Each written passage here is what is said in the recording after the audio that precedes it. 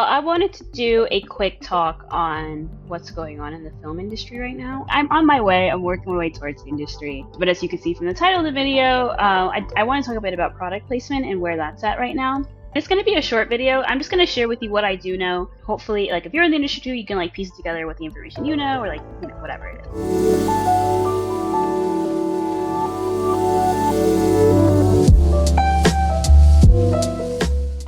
Right now, Trump's tariffs, it's causing insecurity with companies that typically would do product placement. So really quick recap on how product placement works. Normally, it is not that the company speaks directly with the film. It's that there's a product placement agency that's the middleman that consistently works with these different companies and then pairs them with films that they think are a good bet. And then who is the product placement company talking to on the big company side of things? It is their marketing team that is going to be interacting with the product placement agency. And so even though tariffs won't necessarily directly affect the marketing department in any kind of company, the insecurity around them makes companies want to hold on to their money and not do any frivolous spending. So what do I mean? Less about like that things are bad and more about the companies don't know what's coming next, right? Because if they know what's coming next, they can project. Like, you still need to spend on materials to make the product and put it on shelves and that kind of stuff.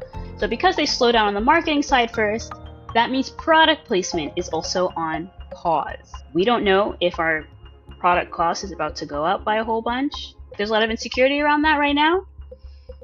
We shouldn't be dropping $1 million on this film right now. Product placement has come to pretty much a standstill for certain companies, and that affects film, right? It has a larger effect on smaller films because smaller films will rely on product placement more, whereas bigger films don't rely on it as much. But most product placement tends to go to the bigger films, the tentpole films, the sequels, because that is proven. When companies want to do product placement, they're not looking to be auteurs. They're not looking to believe in this little indie project. Let's say JBL speakers, right? JBL headphones and speakers. And I don't know if this company does product placement. I am just using a random example. Do not come for me. I'm at marketing at JBL. I say, just show me the numbers and stats you have from it part 1 so I can show my boss, so that we can go, okay, well, most people who see it part 1 are likely going to see it part 2, so we can just do that. So that was my little lesson on how it works. Really basic. Less about the instability, more about the insecurity of it all. So product placement's kind of shitty right now. It is both unstable and insecure, but I think the film industry in a whole is in a very insecure place right now because we don't know what's next. Again, what money gets cut first? The money that is not guaranteed to bring a return. So smaller filmmakers, newer filmmakers, we're not giving you money. Big name filmmakers that bring in a crowd every single damn time. So Christopher Nolan gets to keep going. And sequels, because you all came to that last one, so you're gonna come to the next one and prove an IP. That's kind of where we're at. That's like an aside, but I see a lot of complaints of like, oh my god, we want original films. Why don't studios get it? They just don't get it. They don't know what the audience wants. And then they'll see the success of like Sinners or Weapons and be like, see, told you we want original new stuff. The studios, they really only understand numbers. So when we say nobody wants the sequels and the remakes, that is a lie.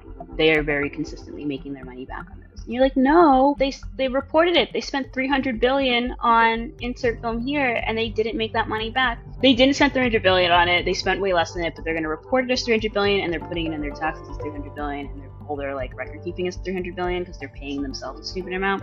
And the reason why they're never making their money back on these is because if they make their money back, that's when they have to start paying out more money to the actors and like other creatives involved, and they don't want to do that. They just pretend that they're in the hole for every single movie, and this is just the giant studios. They're making their money back. They're doing fine, and they are seeing in the numbers that it makes sense to put out whatever superhero movie it is 4, 5, 6, 7, 8, 9, 10. Maybe like you sitting here, the one who's making that complaint, you're not seeing it, like I'm not seeing it. So until it stops working for them, they're gonna keep going with that. Unfortunately for us, fortunately for those who love that stuff. Let me know what you guys think. What are you seeing in your different areas of the film industry? If you have any questions, let me know in the comments below. Thanks y'all, bye!